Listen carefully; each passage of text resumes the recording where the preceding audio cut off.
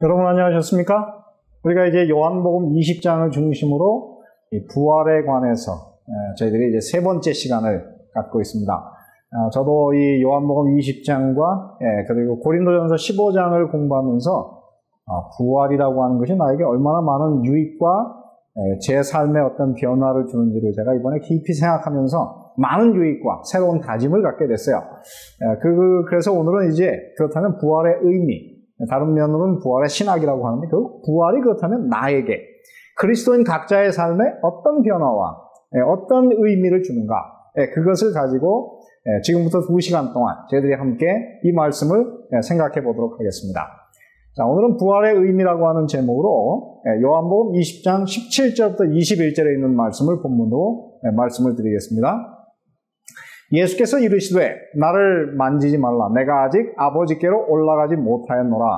너는 내 형제들에게 가서 이르되 내가 내 아버지 곧 너희 아버지, 내 하나님 곧 너희 하나님께로 올라간다 하라 하신대. 막달라 마리아가 가서 제자들에게 내가 주를 보았다 하고 또 주께서 자기에게 이렇게 말씀하셨다 이르니라. 이날 곧 안식 후 첫날 저녁 때에 제자들이 유대인들을 두려워하여 모인 곳에 문들을 닫았더니 예수께서 오사 가운데 서서 가라사대 너희에게 평강이 있을지어다. 이 말씀을 하시고 손과 옆구리를 저희에게 보이시니 제자들이 주를 보고 기뻐하더라. 예수께서 또 가라사대 너희에게 평강이 있을지어다. 오늘 이 말씀 가운데 예수님께서 제자들에게 반은 예수님께서 제자들 직접 만나시기 전에 막달라 마리아를 통해서 뭐라 그래요? 내 형제들에게, 내 아버지 곧 너희 아버지, 내 하나님 곧 너희 하나님께 간다고 그 말씀을 꼭 전하라 그래요. 그런 다음에 예수님께서 그 다음에는 직접 오셔가지고 뭐라고 말씀하십니까? 아마 이것은 예수님께서 이제 하늘에 직접 올라가셔서 하나님께 그의 그 부활하신 사실을 하나님께 입증한 다음에 그 다음에 이제 내려오셔서 이제 제자들 가운데 직접 나타나셨어요. 그런 다음에 뭐라고 말씀하십니까? 너희에게 평강이 있을지어다. 부활의 결과로 제자들이 무엇을 얻습니까? 평강. 그 마음속에 평화를 얻게 돼요. 그런데 제자들이 어떻게 해요? 부활하신 예수님을 보고 기뻐하더라. 이 말씀들이 사실은 오늘 이 부활의 신앙을 믿는 사람들의 삶 가운데 오늘 우리가 가지고 살 수 있는 그런 마음가짐인 것입니다. 이 성경에서 과연 부활이 얼마나 중요할까요? 이 고린도전서 15장 17절부터 19절에 보면 부활 신앙이 기독교에게, 특별히 그리스도인들에게 얼마나 중요한지를 아주 단적으로 설명하고 있습니다. 여기 뭐라고 하냐면 그리스도께서 다시 사신 것이 없으면, 부활이 없다면 너희의 믿음이 어떻게 해요? 헛되고, 이 헛되다고 하는 말이 마타이오스. 근데 그 뜻이 뭐냐면 empty, worthless. 다시 말해 어떻게 해요? 우리가 예수님을 믿는다고 해도 부활을 믿지 않거나 부활이 정말 없었다면은 우리의 신앙이 어떻게 해요? 다 쓸모없는, 아무런 가치가 없는 것이라 그렇게 말씀해요. 그다음에 두 번째 뭐라 그럽니까? 너희가 여전히 죄 가운데 있을 것이요. 예수님이 부활하지 않았다면 우리가 죄와의 싸움에서 승리하는 그 능력을 받을 수 없어요. 왜냐하면 예수님은 하나님의 능력 가운데서 부활했기 때문에 이 부활의 그 능력, 예수님을 죽은 자 가운데서 살리신 그 부활의 능력이 오늘 우리 가운데 쏟아 부어져야만 우리가 죄와의 싸움에서 승리할 수 있어요. 근데 여기 보면 너희가 죄 가운데 있을 것이요. 세 번째 뭐라고 합니까? 또한 그리스도 안에서 잠자는 자들도 망하였을 것이다. 이 망했다고 하는 것은 무엇입니까? 뱅크럽. 여러분, 죽은 사람들이 어떻게 다 부활을 다 소망하면서 믿었는데 다 뱅크럽, 다 속았어요. 다 사기를 당한 것이죠. 네, 마지막 네 번째 그렇게 말씀하십니다. 만일 그리스도 안에서 우리의 바라는 것이 다만 이 생뿐이면 모든 사람 가운데 우리가 더욱 불쌍한 자가 될 것이다. 더욱 불쌍하다고 하는 것은 사실 비교급이지만요. 이 헬라어에서 그 형용사 비교급은 어떤 때는 최상급이에요. 여기서는 그 뜻이 무엇입니까? 우리가 세상에서 제일 불쌍한 자다. 그런 뜻입니다. 그렇습니다. 그러므로 여러분, 이 기독교 신앙을 세우고 그것을 폐하는 그 모든 능력이 어디에 있어요? 바로 이 부활에 있어요. 그러므로 오늘 우리는 이 부활의 신앙을 제대로 믿고 살아야 되는 것입니다. 자, 그러면 이 부활이 과연 우리에게 무슨 유익을 주며 이 부활이 과연 어떤 신학을 가지고 있는가?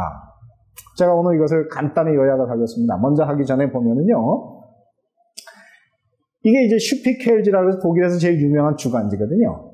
2019년 4월 20일자입니다. 여기 보면 뭐라고 그러냐면 그 제목이 바로 예수님께서 부활하셔서 하늘로 승천하는 그 장면을 이렇게 그림으로 그린 다음에 거기다 뭐라고 썼냐면 이것은 이제 독일어지만은 번역하면 이래요. 누가 그것을 믿을까? 왜 그리스도인들조차도 그 작은 글씨로 왜 그리스도인조차 더 이상 신을 하나님을 필요로 하지 않는 것일까? 오늘날 세상이 어떻게 해요? 기독교인들조차도 점점 예수님의 부활을 믿지 않고 부활을 믿지 않는다고 하는 것은 하나님이 살아계시다는 사실을 믿지 않는다는 거예요. 그러므로 더 이상 어떻게 해요? 신에게 기대는 마음이 점점 떨어져 가고 있다는 것입니다. 독일 사람들 중에 예수님을 믿는 사람의 40%는 더 이상 부활을 믿지 않는다는 거예요. 영국 사람들도 어떠냐면은 통계를 해봤더니 영국 기독교인 가운데 50%만 예수님의 부활을 믿는데 그것도 성서에 기록된 성경에 기록된 대로의 그 부활 신앙을 믿는 사람은 그 기독교인들 중에 3분의 1밖에 안 된대요. 그러니까 결국 어떻습니까? 지금 이 서방 세계가 서서히 부활 신앙을 점점 잃어버리고 살고 있다고 하는 것입니다. 그러므로 왜 그러냐면 이 사단이 말이죠. 이 부활 신앙을 공격하기 위해서 굉장히 애를 많이 쓰고 있어요. 왜냐하면은 여기 보면은 지난번에도 말씀드렸지만은 이 대제사장들이 뭐라 그래요? 예수님이 부활한 것이 아니고 제자들이 시체를 훔쳐갔다고 거짓말하라고. 그래서 이 부활에 관한 믿음을 깨려고 그러고요. 고린도전서 15장 12절에도 뭐라 그랬어요? 그리스도께서 죽은 자 가운데서 다시 살아나셨다 전파되었거늘 너희 중에서 어떤 이들은 어찌하여 죽은 자 가운데서 부활이 없다 하느냐. 이미 1세기에 어떻게 부활이 없다고 믿는 사람들이 서서히 생겨나기 시작해요. 그리스도인들 가운데 그런 사람들이 생겨났다고 하는 것입니다. 자, 그러므로 오늘 우리는 이 부활에 대해서 좀 깊이 생각해 볼 필요가 있어요. 부활, 그거는 오늘 우리에게 어떤 의미를 줍니까? 자, 오늘 첫 번째 보면 저는 이렇게 제목을 줬어요. 부활은 예수님을 믿는 신자들을 예수님의 형제로 만든 사건이다. 왜 그러냐면은 이 마태복음에서나 이 요한복음에서 보면 예수님께서 당신의 제자들을 뭐라고 부르냐면 내 형제들에게 가서 이렇게 말씀하세요. 그러면서 내 아버지 곧 너희 아버지, 내 하나님 곧 너희 하나님께로 내가 올라간다. 그렇게 말씀하셨습니다. 자, 이 성경을 우리가 보면 예수님께서 그의 제자들을 제자들 혹은 친구들이라고 불렀지만은 단 한 번도 예수님께서 이제까지 형제들이라고 부르지 않았어요. 부활하신 예수님 때문에 그들의 칭호에 변화가 생겼는데 그것은 무엇입니까? 예수님처럼 그들이 어떻게 해요? 예수님과 이제는 형제. 그래서 하나님을 어떻게 해요? 예수님처럼 아버지라고 부를 수 있는 그런 상태로 그들의 삶이 변했다는 것이죠. 왜 그렇습니까? 여러분, 이 형제라고 하는 것이 무엇입니까? 형제라고 하는 것은 어떻게 해요? 같은 핏줄을 나는 하나님과도 한 핏줄이요, 그리고 예수님과도 한 핏줄이에요. 또 그들이 어떻게 해요? 유전자도 비슷한. 그래서 그들의 경험이 같아진다고 하는 것입니다. 저는 이 말을 생각할 때마다 참 예수님께서 우리를 얼마나 귀히 생각합니다. 특별히 피는 물보다 진하다고요. 예수님께서 우리를 친동생처럼 생각하시고 우리를 위해서 많은 사랑을 베풀어 주신다고 하는 그 보증이 들어있는. 특별히 여러분, 제가 제 딸들에게 아빠 하는 소리를 들을 때마다 이 딸들에 대한 굉장한 책임감과 애정이 있거든요. 우리가 하나님을 향해서 예수님이 부활하신 사건 때문에 아버지라고 부를 때에 우리 하나님께서 참으로 무한한 애정으로 오늘 우리를 보신다는 사실을 여러분 항상 기억하셔야 됩니다. 특별히 여러분 이 성경에서 말이죠. 형제신앙, 예수님과 우리가 형제라고 하는 사실을 제일 많이 강조하는 책이 바로 히브리서입니다. 히브리서 2장에 보면은 히브리서 2장 17절에 이렇게 썼어요. 저가 범사의 형제들과 같이 되심이 마땅하다. 다시 말해 예수님과 우리가 어떻게 해요? 모든 일에 있어서 같은 경험을 가졌다. 그렇게 말씀하시고 히브리서 2장 14절 15절에도 같은 이야기가 있습니다. 그리고 히브리서 2장 12절 13절에도 보면 내가 주의 이름을 내 형제들에게 선포한다. 그렇게 말씀하고 있어요. 그렇습니다. 왜 우리를 형제라고 불렀을까? 저는 이것에 대해서 사실 길게 설명할 수가 없어요. 시간이 없으니까. 그런데 제가 최근에 에베소서를 공부하는데요. 에베소서 2장 14절부터 2장 4절부터 보면은 굉장히 아주 놀라운 표현이 있습니다. 긍휼에 풍성하신 하나님이 우리를 사랑하신 그 큰 사랑을 인하여 허물로 죽은 우리를 그리스도 예수 안에서 그랬지만 사실은 헬라어를 번역하려면 예수 그리스도와 함께 살리셨고, 헬라어로는 순, 조이포에오, 그런 뜻이 뭐냐면 생명을 주다 그런데, 순, 그러면 같이, 예수 그리스도와 같이 하나님께서 우리를 어떻게 생명을 주어 일으키셨어요. 그 다음에 너희가 그 은혜로 구원을 얻은 것이라 또 함께 일으키사.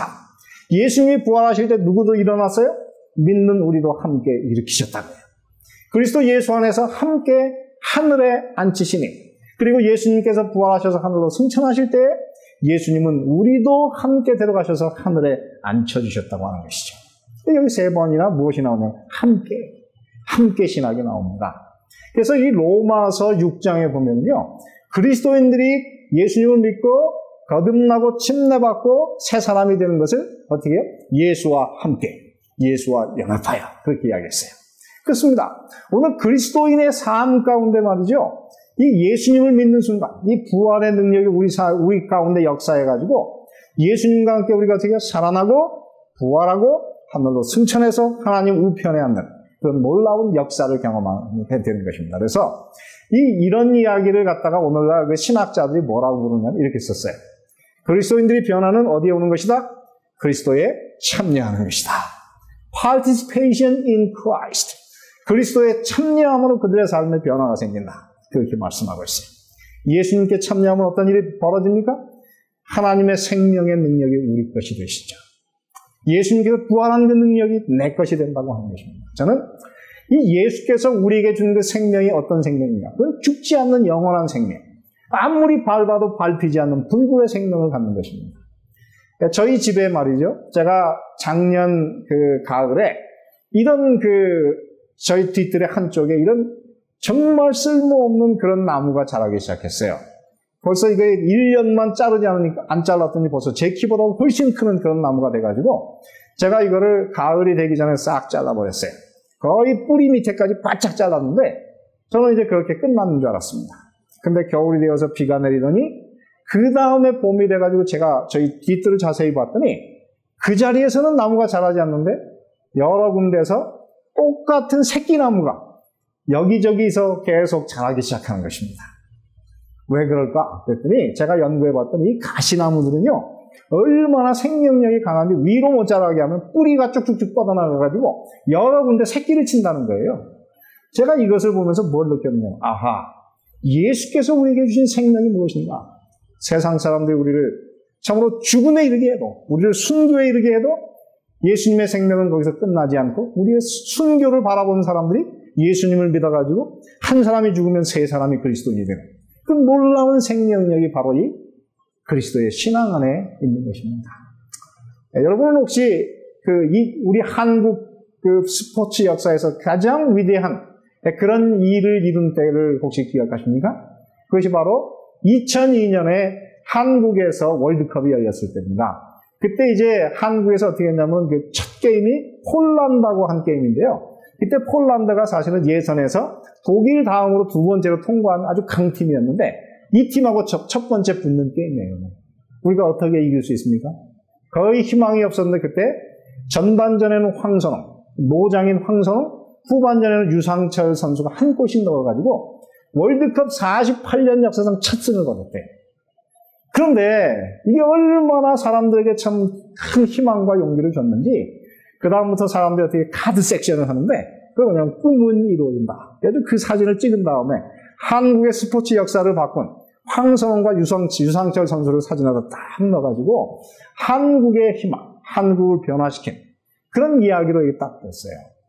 근데요, 그때 한국 사람들이 다 얼마나 감동을 받았는데 나중에 4강전을 할 때 광화문에 모여서 우리가 길거리 응원을 하는데 얼마나 모였냐면 그 당시에 한 자리에 100만 명이 모였다고 해요. 그냥 광화문 전체가 그냥 빨간색으로 한국 대표의 그 색깔, 대표 유니폼 색깔로 싹 덮여버렸습니다.